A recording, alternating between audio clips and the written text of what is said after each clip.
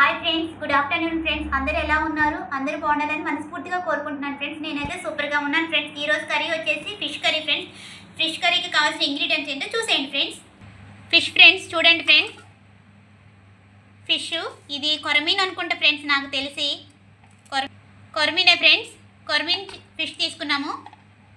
Next వచ్చేసి అల్లం, వెల్లుల్లి, ఉల్లిపాయ, పచ్చిమిర్చి మొత్తం కలిపి మిక్సీ కొట్టేసాం ఫ్రెండ్స్.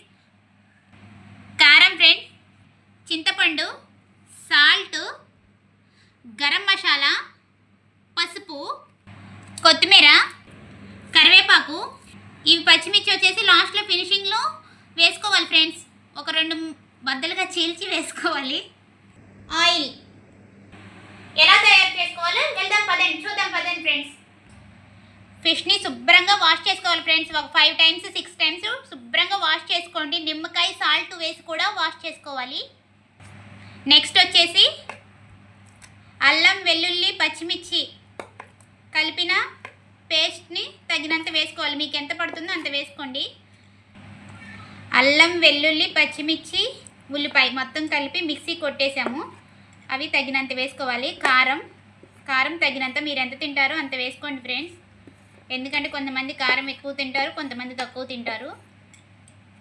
నెక్స్ట్ వచ్చేసి సాల్ట్ తగినంత వేసుకోవాలి. తర్వాత పసుపు తగినంత. ఇప్పుడు మొత్తం మిక్సీ చేసుకోవాలి. శుభ్రంగా మొత్తం కలుపుకోవాలి. మీరు చేత్తోనే కలుపుకోండి, సరేనా? చేత్తో కలిపితేనే మొత్తం కలిసిద్ది.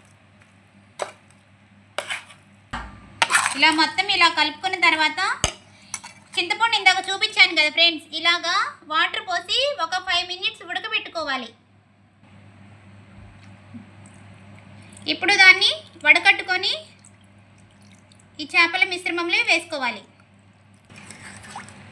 ఇలాగా చింతపండు వాటర్ని వడకట్టుకొని ఈ చేపల్లో పోసుకోవాలి. ఇప్పుడు వచ్చేసి ఆయిల్ వేసుకోవాలి. కొంతమంది వచ్చేసి ఆయిల్, అల్లం, వెల్లిపాయ పేస్ట్ మగ్గిన తర్వాత చేపలు వేస్తారు. మేమైతే ఇలాగే చేస్తాం, మా మమ్మీ ఇలాగే చేస్తుంది.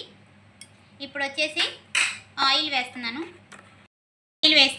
తగినంత ఆయిల్ వేసుకోండి. ఆయిల్ వేసాం కదా, ఒకసారి తిప్పుకుందాం. మీరు ఆయిల్ తగినంత వేయండి. లాస్ట్లో ఫినిషింగ్ వచ్చేసి పచ్చిమిర్చి, కొత్తిమీర, కరివేపాకు వేయాలి, గరం మసాలా వేయాలి. ఇప్పుడు వచ్చేసి స్టవ్ మీద పెట్టుకుందాం. మీరే ప్రాసెస్లో చేస్తారో ఒకసారి నాకు కామెంట్ బాక్స్లో కామెంట్ చేయండి, సరేనా ఫ్రెండ్స్? ఇప్పుడు స్టవ్ మీద పెట్టుకున్నాం. ఇప్పుడు స్టవ్ వెలిగించుకుందాం. ఒక 15 minutes అలాగే ఉంచేసుకుందాం. హైలోనే ఉంచేద్దాం. చూస్తూ ఉండండి అప్పుడప్పుడు. ఎలా ఉందో ఒకసారి చూద్దాం ఫ్రెండ్స్. చూడండి ఫ్రెండ్స్, వావ్ సూపర్గా ఉంది కదా. ఇంకా 10 minutes అలాగే ఉంచుదాం సిమ్లో. ఒకసారి తిప్పుదాము. ఒక 5 minutes అలాగే సిమ్లో ఉంచేద్దాము. మూత వేసుకుందాం. చూసారా ఎలా ఉందో? కలర్ఫుల్ ఉంది కదా. మూత తీసి ఒకసారి చూద్దాం. ఇందాక కొంచెం కరివేపాకు, కొత్తిమీర వేసుకున్నాము, మీకు చూపించడం మర్చిపోయాను. మళ్ళీ కొంచెం వేస్తున్నాను.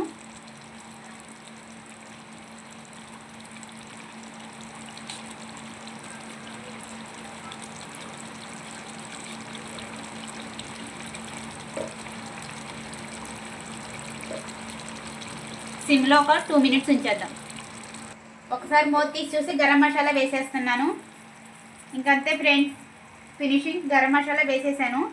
ఒక 1 minute అలా ఉంచేసి తీసేయటమే. చూసారా ఎంత కలర్ఫుల్గా ఉందో? యమ్మీ ఫిష్ ఫ్రై సూపర్గా ఉంది. మీరు ఎలా చేస్తారో కామెంట్ బాక్స్లో కామెంట్